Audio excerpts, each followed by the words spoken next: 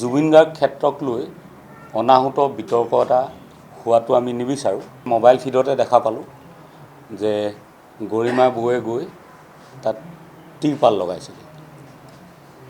বেয়া লাগিছে ন দৃশ্যটো দেখি, প্ৰত্যেকজন অসমীয়াই বেয়া লাগিছে। তদ্ৰূপ ময়ো পিছদিনা গ'লোঁ, মই গুৱাহাটী আহি পোৱাৰ পিছত পিছদিনা গ'লোঁ, গৈ দেখিলোঁ যে তিৰপালবোৰ একদম এনেকৈ বতাহত ফুলি উঠিছে। কাৰণ এতিয়া চ'ত মাহ, কেতিয়া ধুমুহা আহে কেতিয়া হেৰি আহে কোনো ঠিকনা নাই। গতিকে সেই তিৰপালবোৰ উৰুৱাই লৈ যাব, সৰু সৰু ৰছী দি বান্ধি থৈ আহিছে। গতিকে আমি সিদ্ধান্ত ল'লোঁ, কাৰণ আপোনালোকে জানে নিশ্চয় মই ৰবীন আৰ্মি বুলি এটা বৃহৎ কৰ্মী দল সাজু কৰিছোঁ। তো আমাৰ ৰবীন আৰ্মিৰ ফালৰ পৰাই ধুনীয়াকৈ তাত এটা পাৰ্মানেণ্ট ষ্ট্ৰাকচাৰ এটা কৰি দিম। এই তিৰপালৰ যেনেকৈ আছে তেনেকৈ এটা ড্ৰয়িং চয়িং বনালোঁ আমি, মই দেখুৱাব পাৰিম। গতিকে বনাই লৈ যাতে যেতিয়ালৈকে জুবিন ক্ষেত্ৰখন সম্পূৰ্ণ হৈ নুঠে তেতিয়ালৈকে যাতে এই ধৰণৰ যে পানী পৰিব বা তাত দিয়া ৰাইজৰ বস্তুখিনি নষ্ট হৈ যাব, গামোচাবোৰ তিতি যাব, ভেঁকুৰি যাব, এনেকুৱাটো নহওক। খালি তাতে কালি আমাৰ জ্যেষ্ঠ অভিনেতা প্ৰাঞ্জল শইকীয়া ডাঙৰীয়াই বৰ অদ্ভুত ধৰণৰ কথা এটা কৈ দিলে।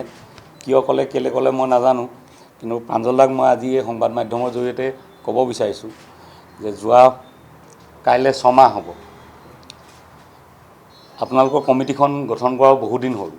গতিকে 6 মাহত কিন্তু আপোনালোকৰ না অফিচ এটা হ'ল, না আপোনালোকক কিবা ফাণ্ড দিলে, না আপোনালোকক কিবা ক্ষমতা দিলে।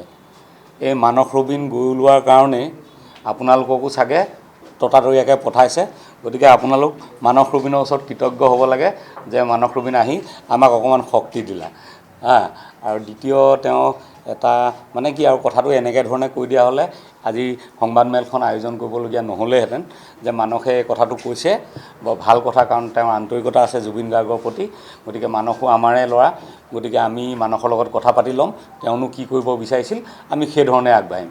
ইমানখিনি কোৱা হ'লে কথাটো ঠিক হৈ থাকিলেহেঁতেন। গতিকে জুবিন গাৰ্গ নিচিনা এটা সত্তাৰ দায়িত্ব আপোনালোকে ল'বলৈ লৈছে।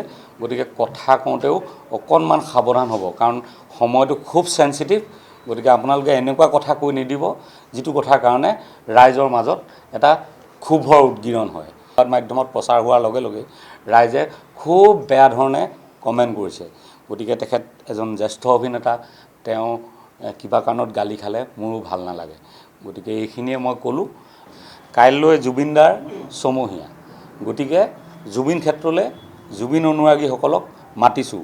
অসমৰ অৰঙে দৰঙে থকা সকলো আহক, কাৰণ চৰকাৰ এতিয়াতো চৰকাৰ নাই। গতিকে চৰকাৰ আহিব যাব, একেখিনি মানুহেই সলনি হৈ থাকিব, কিন্তু জুবিন আমাৰ হৈ থাকিব লাগিব। গতিকে চৰকাৰে এখন কমিটি বনাই দিছে।